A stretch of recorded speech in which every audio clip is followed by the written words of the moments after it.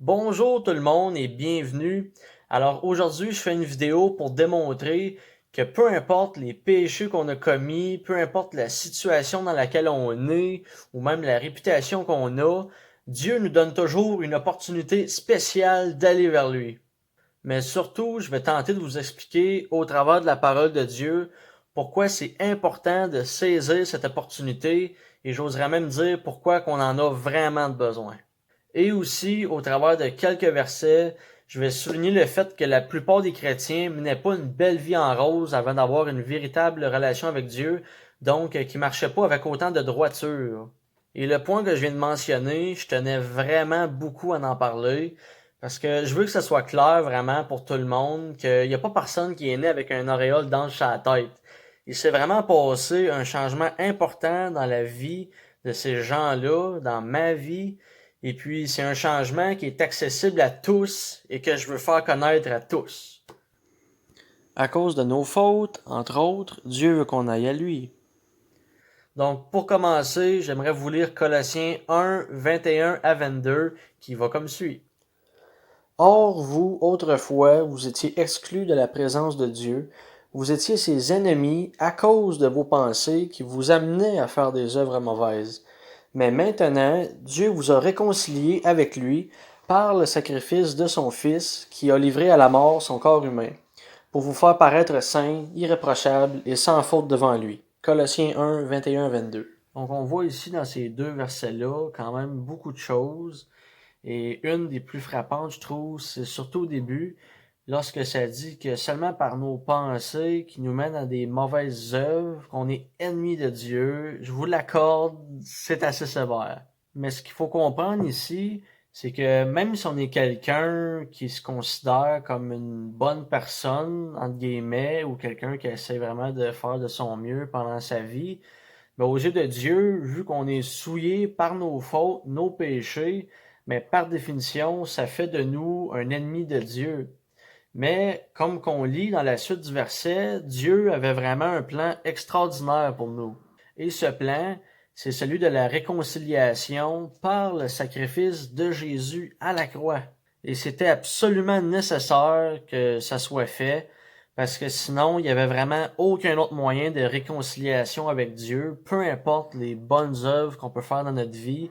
La seule chose qui pouvait vraiment nous réconcilier, nous purifier de nos péchés, c'était vraiment le sacrifice de Jésus à la croix, parce que c'est lui qui a payé le prix de nos fautes. Mais j'y reviendrai un peu plus tard dans la prochaine vidéo que je ferai de cette série.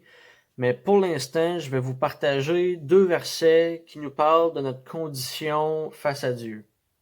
Il n'a point de juste, pas même un seul. Romains 3,10.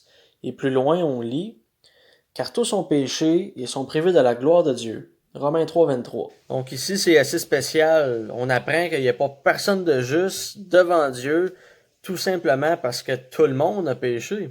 Et c'est pour cette raison qu'on n'a pas notre place de réserver d'avance au paradis.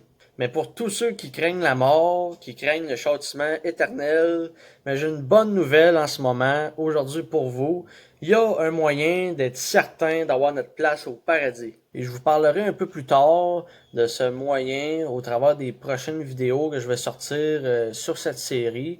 Mais pour l'instant, je vais continuer à élaborer sur le sujet d'aujourd'hui, c'est-à-dire le péché / notre condition face à Dieu. Donc, je vais vous lire un dernier verset aujourd'hui qui se trouve dans l'Épître à Tite, au chapitre 3, verset 3.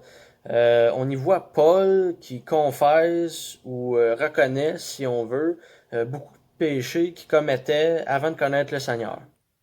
Car nous aussi nous étions autrefois insensés, désobéissants, égarés, asservis à toute espèce de convoitise et de volupté, vivant dans la méchanceté et dans l'envie, dignes d'être haïs et nous haïssant les uns les autres. Tite 3.3.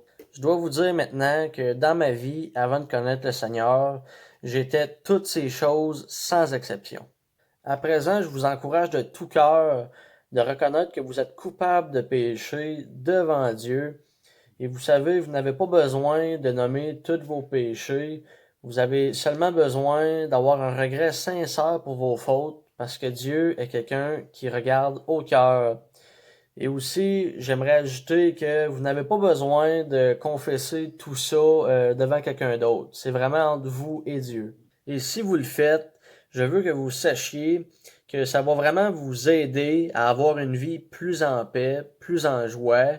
Et vous allez peut-être sentir un gros poids sur vos épaules se détacher de vous comme une libération. Et je parle par expérience. C'est déjà la fin de cette vidéo. J'espère que vous aurez appris quelque chose de nouveau. Et je sais qu'aujourd'hui, j'ai parlé de beaucoup de choses qui peuvent soulever beaucoup de questions. Donc, si jamais vous avez des questions, ben, gênez-vous pas, venez m'en parler en privé. Ça va me faire plaisir d'essayer de vous répondre de mon mieux. Sur ce, tu peux toujours t'abonner, liker et lire le verset de la Bible que je mets tous les jours sur ma story Facebook et maintenant Instagram. Et aussi, je voulais vous dire que si jamais vous voulez vous procurer une Bible et que vous savez pas où aller ou quoi que ce soit, vous pouvez toujours m'en parler ou toujours m'en glisser un mot en commentaire et ça va me faire plaisir de vous aider à vous procurer une Bible. Je vous dis à la semaine prochaine et d'ici là, je vous en souhaite une bonne et soyez bénis!